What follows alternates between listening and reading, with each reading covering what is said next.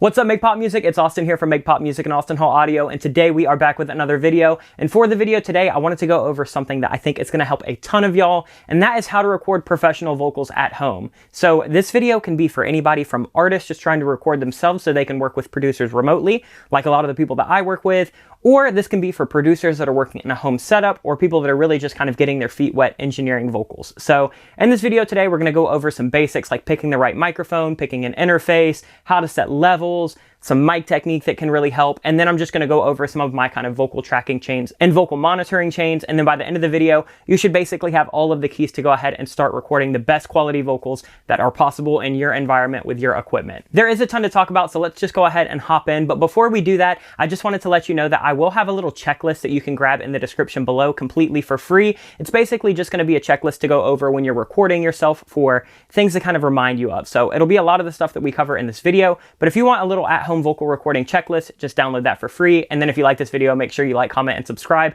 because that helps out our channel a ton. But let's go ahead and start talking about how to record professional vocals at home. All right, now let's actually talk about some things that you'll want to take in mind when you are recording your vocals at home. And the first thing that I want to talk about is mic choice, because I feel like that is huge and that can definitely make or break your vocal. There are a couple different options that you can look at when you're looking at vocal microphones. You'll typically see this if you're looking on somewhere like Sweetwater. You'll see dynamic microphones, small diaphragm condensers, and large diaphragm condensers. So let's go ahead and talk about each of those just a little bit. So different types of dynamic microphones that you might commonly see are going to be something like a handheld stage mic, so like a Shure SM58, Audix OM2, or something like a Shure SM7B. These dynamic microphones do a couple things really well. They are very, very good at canceling out background noise. So a lot of the time you'll see people use them on stage because they have such a small range of where they'll pick up a vocal, and they're such quiet mics that you're not going to get a lot of that band noise, you're not going to get a lot of that crowd noise. However, that can actually be a downfall when you're tracking your vocals, because since they are so quiet, you do need quite a bit of gain. However, with a lot of interface preamps, if you start to drive that gain, you're going to get a noisy signal. So a lot of the time you'll find if you're recording with a dynamic microphone, it starts to get really noisy. You start to have a lot of that hiss, a lot of that DC noise, and that's just because they are such quiet microphones. They're intended to be used for live settings. So using them in a studio can kind of bring up some of those issues. Another thing that I find with them for vocals is they tend to be kind of flat. They're not super flattering on most voices that I find. But with that said, if you're in a super noisy room or you have a lot of reflections, a dynamic microphone like the Shure SM7B could be a really good way to get around some of those issues creeping into your vocal mix. But just keep in mind that you're not going to have that super shiny, super polished, kind of bright, up front and center punchy pop vocal that you're probably thinking of. The next microphones that you'll see are these small diaphragm condensers. You'll also see these referred to as SDCs or pencil mics. These are going to be great for things like acoustic guitar or setting up overheads for a drum. A lot of the time they'll come in stereo pairs from the factory, which makes them really good stereo mics. However, I find that they don't really excel at vocals. Even when you're only using one on a vocal, I kind of find that they're a little bit small, a little bit closed off, and they don't really have the punch and the body that I like to have in a vocal track. So typically what I'll do for these is I'll record something like background vocals or choir vocals or something where I will have two of them as a stereo pair, but I'm very rarely taking one of these, setting this up on a vocalist, and just having them run through that. Typically, I wouldn't use these for that. The last microphone type that you'll see, and probably the most common, is going to be large diaphragm condensers.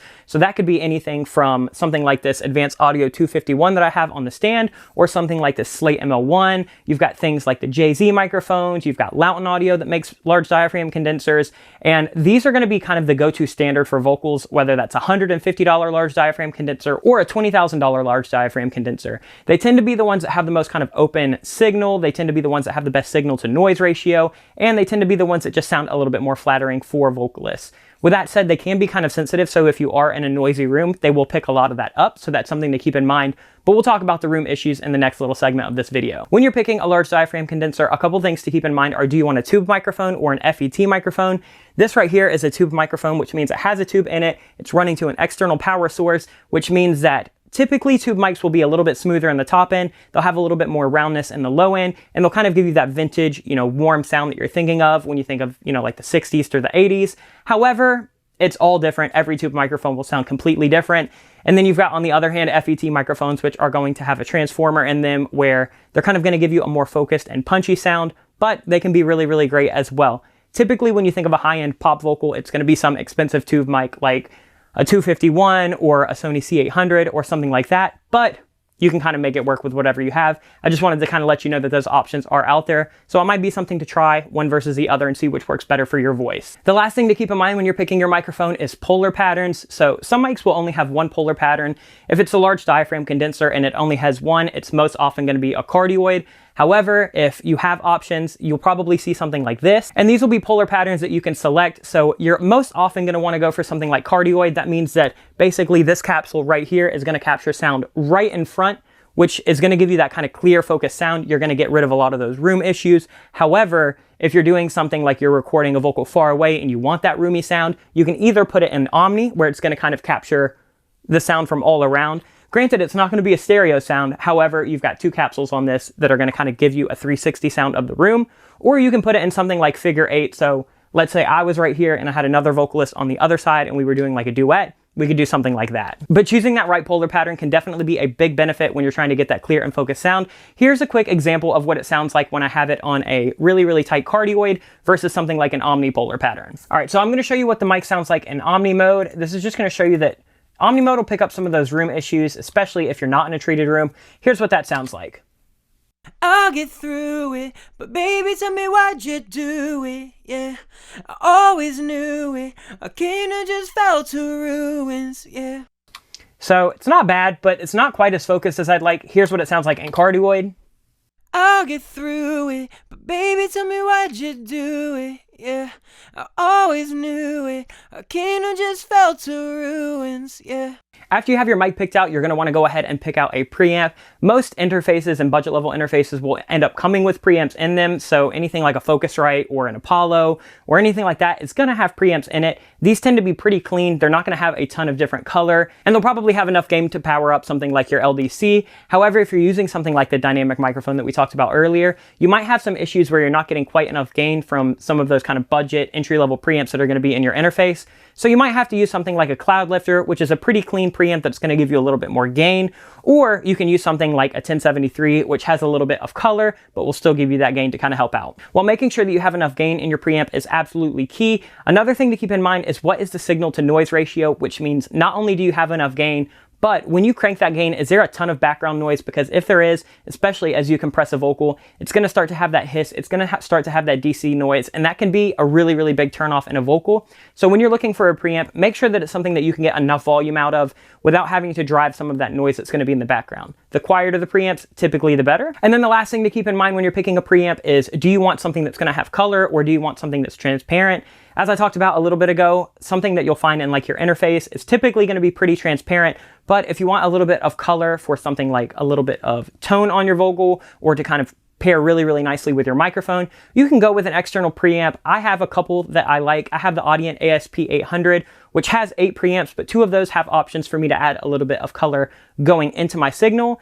And then I also have the Heritage Audio HA81A, which is basically a 1073 style preamp, so I can get a little bit of extra kind of character and tone with that, especially paired up with this 251. So typically right now I'll go from the Advanced Audio 251 into that Heritage Audio HA81A, and that's typically my signal into my computer. For the next thing, let's actually talk about the room that you're going to be in. I find this to honestly be the most important thing, even kind of over mic choice, especially within kind of a home studio budget. So when you're kind of thinking about tracking in your room, you're going to want something that doesn't have a ton of reflections, it doesn't have a ton of big kind of reverberation issues, but you also don't want something that's going to be super closed off and have some low mid issues and some muddiness. So typically a lot of people will kind of recommend that you go into a closet and put up a lot of foam or a lot of clothes.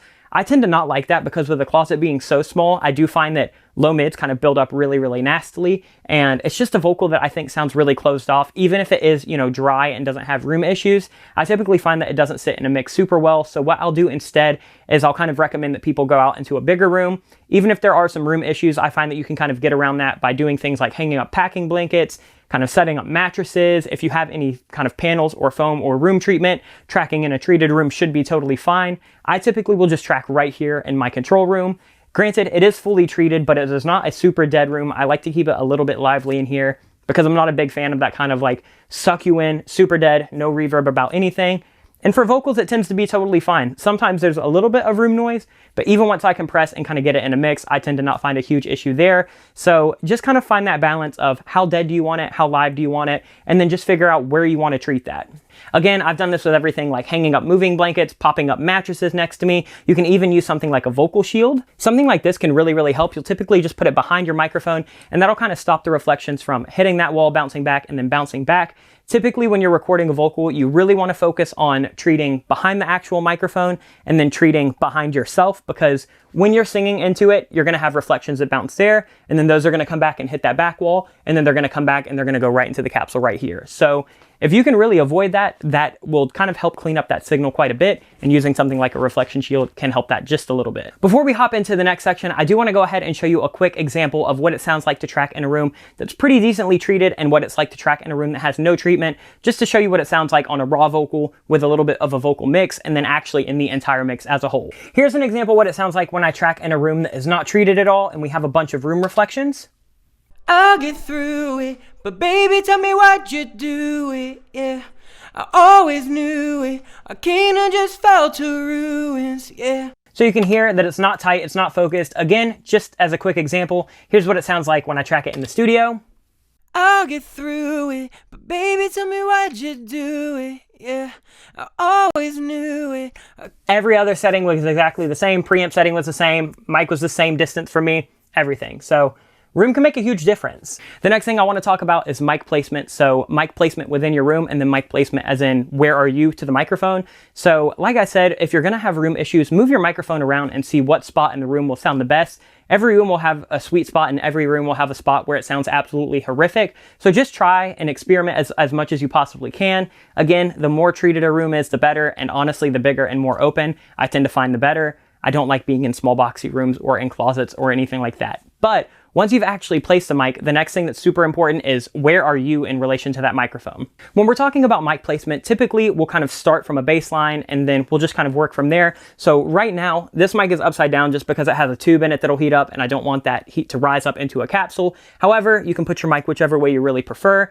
And this right here is going to be the capsule. It tends to be kind of right in the middle of this grill. And typically what I'll do is you want the mouth kind of even with that capsule. So you don't want to be way up here and you don't want to be way down here. You're going to want to be right on it. If you have some sibilance issues, you can move a little bit off axis, and that'll get rid of a little bit of that sibilance. However, what I tend to find is being right at capsule level and then working your way between 6 and 12 inches back can be really, really huge. So what's going to happen is the closer you get to a microphone, it's going to have a little bit more low end.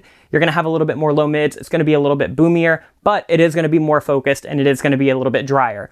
Once you start stepping back off that microphone, it is going to take away a lot of that low end of your vocal. The vocal is going to get a little bit more nasally and tinny, and you are going to start to introduce room. However, I do find that there's typically a sweet spot between like 6 and 12 inches away where you're not going to be too close and have a muddy vocal, but you're not going to be too far away and have this vocal that is just kind of thin, kind of roomy, and sounds not good. Let's hop into the DAW so I can show you an example of what it sounds like when I'm a little too close and it gets muddy, and then an example of what it sounds like when I'm a little too far away and it gets thin. Here's an example of what it sounds like when I'm too close to the mic, like 2 to 3 inches. Make sure you kind of listen to these low mids.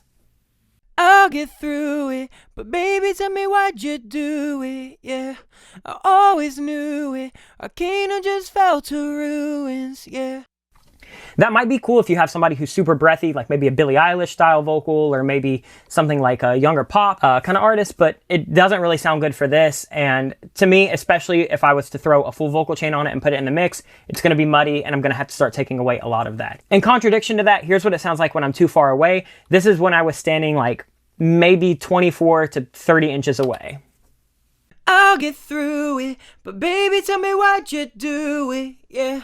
I always knew it, I kinda just fell to ruins, yeah. And I know what you're thinking, that sounds like a minor difference to something like this perfect vocal right here. I'll get through it, but baby, tell me why'd you do it, yeah. But when you start compressing a pop vocal between 5 and 7 dB of compression, and you're doing that in multiple stages, it's really going to bring up those room noises, and it's really going to start to have this kind of effect in your song where the vocal doesn't feel tight and it doesn't feel centered. And once you've positioned yourself to your microphone, whether that's 6 inches back, 12 inches back, 18 inches back, on axis, a little bit to the side and off axis, the next thing I like to make sure people do is use something like a pop filter. You can typically find one of these on eBay or on Amazon or wherever you want to get all of your stuff for anywhere from like 15 all the way to $100. Typically, I like to use mesh ones. Sometimes I'll use a metal one. The metal's nice because especially if you're tracking a lot of people, you can wipe it down and disinfect it. The mesh ones can get kind of gross if you're tracking a million different people. However, typically I just track myself in my studio and then work remotely with all of my productions. So I've got this, it's doubled. So we've got a filter on the front and a filter on the back. And this is just gonna stop a lot of those plosives that'll kind of come in. And I'll kind of show you an example of what it sounds like when you don't use a pop filter. This is what it sounds like when I don't use the pop filter. Just listen to these P's and B's right here. I'll get through it, but baby, tell me why'd you do it, yeah, I always knew it. So you can hear there's like quite a little bit of rumble. That P and that B were just insane. That's really gonna affect the compressor and it's gonna sound horrible. So use a pop filter. Now we're gonna be in the DAW for the rest of this video, but the next thing I wanna talk about is setting levels on your vocals, because this can be absolutely crucial for getting a good vocal. So for these, I've level matched them pretty decently, but we're gonna be looking at this one right here and this one right here. So you can see that too loud is gonna be clipping quite a bit and too quiet is really quiet. So let's talk about why getting the signal level going into your actual preamp is one of the most important things. The worst thing you could do for a vocal is clip it on the way in, because if I get a vocal from somebody and it's got clipping, there is nothing that I can do to take that away. So make sure that you're not tracking your vocal too loud. When in doubt, turn it down a couple dB. So what I like to do when I'm tracking people is I'll have them sing at their softest for a second and then sing at their loudest for a second. And when they're at their loudest, I want to make sure that they're not peaking more than like -6, because that's going to give me 6 dB of headroom. So even if they scream or get too close to the mic, we're not going to have a clipping issue. But I don't want to leave too much headroom, because we'll talk about an issue with having too quiet of a signal. If the signal is too quiet, like something like this, where it's barely visible, even if I clip gain it up, you'll start to see what's going to happen is once we add enough compression and enough gain to get that sitting well in a mix, you're going to start to introduce that background noise, because the signal to noise ratio is not going to be ideal. So if I play a vocal that's too quiet, it's going to take way too much leveling in post, and you probably will start to have room issues. You will start to have hiss issues, things like this. I'll get through it, but baby, tell me why'd you do it, yeah, I always knew it. Our kingdom just fell to ruins, yeah. So that's what it sounds like when I level matched it with a good vocal and with all these others. But coming in live, it sounds like this. I'll get through it, but baby, tell me why'd you do it, yeah, I always knew it. That is just way, way, way too quiet. You can see that we're around here around like -30, -24. That to me is not going to cut it. It's going to take way too much gain and way too much compression. Here's what it sounds like when I have a vocal that is too loud and it's clipping on the way in. So even though this is going to be decently level matched with this too quiet, like I'll kind of play them back and forth. I'll get through it, but baby, tell me why'd you... And then here's the too loud. I'll get through it, but baby, tell me why'd you do it, yeah. It's going to have clipping that no matter how much I turn it down, whether I turn it down with clip gain, whether I use something like kilohertz gain, or whether I use something like the input level on a compressor, that clipping will always be there. Once an input signal clips, it is too late to go back. So when I'm talking about gain staging, typically once I'm in the DAW, I don't really care. Like DAW has pretty much infinite gain. You just want to make sure that you're hitting your compressors at the right point, and you want to make sure that you're not overloading something like your master bus. But on the way in, input gain can be make or break. So when I'm doing it, just make sure that you're going to get enough gain to where you're not going to have a ton of noise and a ton of level to bring up in the mix. But definitely, definitely, definitely make sure that you're not clipping, because if you are, that is too far gone to save. So here's what the kind of good vocal sounds like with nothing on it. So this is not level matched. This is no nothing. This is just what it sounds like coming in. I'll get through it, but baby, tell me why'd you do it, yeah, I always knew it. Our kingdom just fell to ruins, yeah. So the most I'm getting on that's like -8 to -11. I could even go a little bit louder, but since this is such a dynamic vocal take, I left a little bit more headroom than I would need. However, it's got enough gain to where I'm not going to absolutely murder that when I add compression. So when it comes to setting your gain level, not too quiet, not too loud. Give yourself room to be dynamic with your vocal. The last thing that I want to talk about before I show all of these different things in the context of a mix with a vocal chain is going to be how to get the best quality take from the vocalist. So this is not going to be how to get necessarily performance from them, but it's just things that you can do as an engineer to make the vocalist a little bit more comfortable. And one of those is setting up a monitoring chain for them on the way in. So let me shrink this a little bit so you can kind of see everything. But I am using a Universal Audio Apollo Twin, which means that I've got access to the UAD console. So when I'm tracking vocals for myself, what I'll do is I'll make sure that I don't have any inserts or anything on while I'm while I'm setting my levels, because I don't want those to affect the level that I'm seeing on my meters. But as soon as I've set a healthy level, what I'll do is I'll go ahead and throw on a couple compressors. So typically I'll do an 1176 and an LA2A. And what I'll do is I'll basically just have very similar settings to how I'd have them in a mix. So like fast attack, fast release. And then for the LA2A, same thing. I'm just getting a little bit of compression so it makes the vocalist feel a little bit more confident, kind of takes some of those dynamic issues away.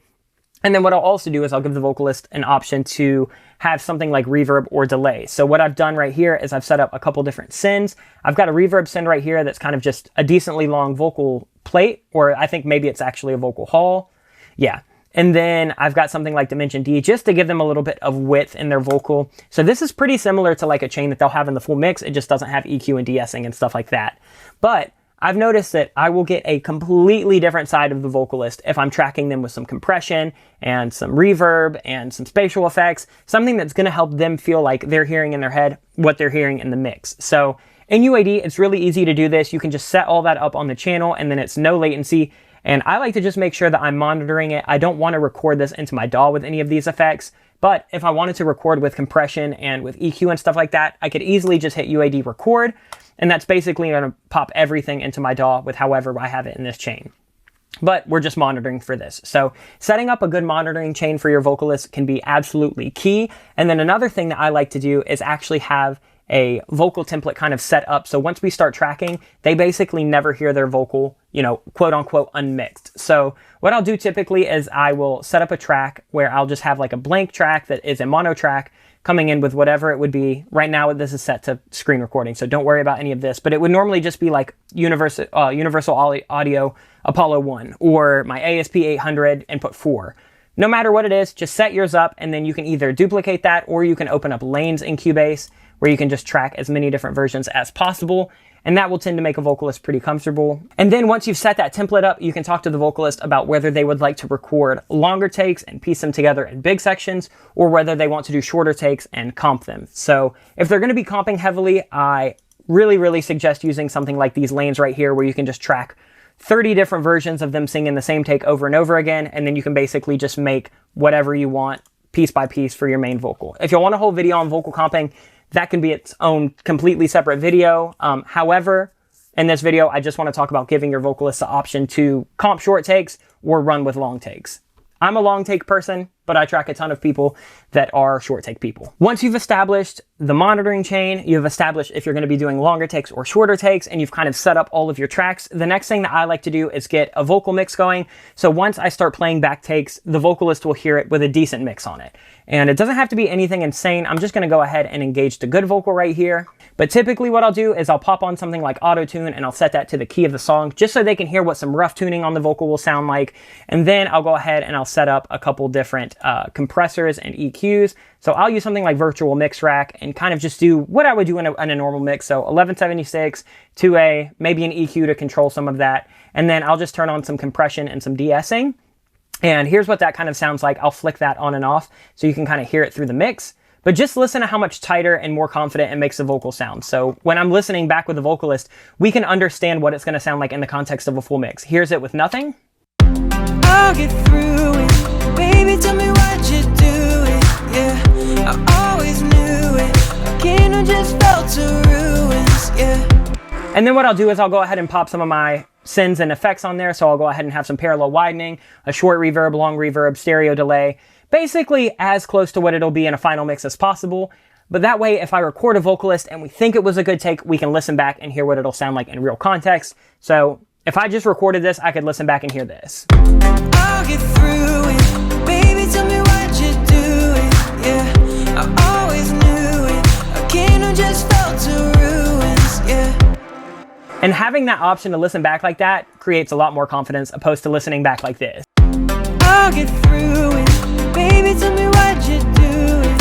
Yeah, I always... So please take a little bit of time to set up a chain where the vocalist can listen back. That's pretty much everything that we need to talk about in this video. If you guys want to follow up where we talk about getting a really good performance or comping a vocal or tuning a vocal or doing things like that, let us know in the comments below. However, before I leave, I want to go ahead and show you what all of these different vocals sound like in the mix because I showed you raw how different they can be. But let's go ahead and listen to what these different issues will sound like once I put on reverb and I put on compression and stuff like that. So Omni mode, this is what it sounds like in a mix. I'll get through it, but baby, tell me why'd you do it, yeah, I always knew.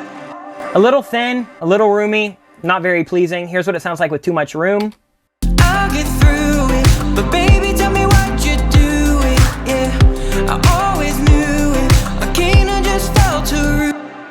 I just made a $4,000 vocal chain sound like a $200 vocal chain, and all of that was because I tracked in a room that had no treatment. And let's go ahead and look at what no pop filter will sound like with some compression. I'll get through it, but baby, tell me why'd you do it, yeah. Those big plosives can also cause major issues with tuning, so a lot of the time that'll confuse something like Melodyne or Auto-Tune and cause artifacts. Let's take a listen at what it sounds like too close. You'll hear the low mid start to kind of build up on this. I'll get through it, but baby, tell me why'd you do it, yeah, I always knew it. It's got some of that honkiness in that 300 to 500 range, which I don't really love in the mix. Let's take a listen to Too Far Away just so you can hear. This is going to be too thin and a little bit distant sounding. I'll get through it, but baby, tell me why'd you do it, yeah, I always knew it. Makes the vocal sound really nasally and tinny, and I don't love it. Here's what it sounds like when it's too loud and it clips.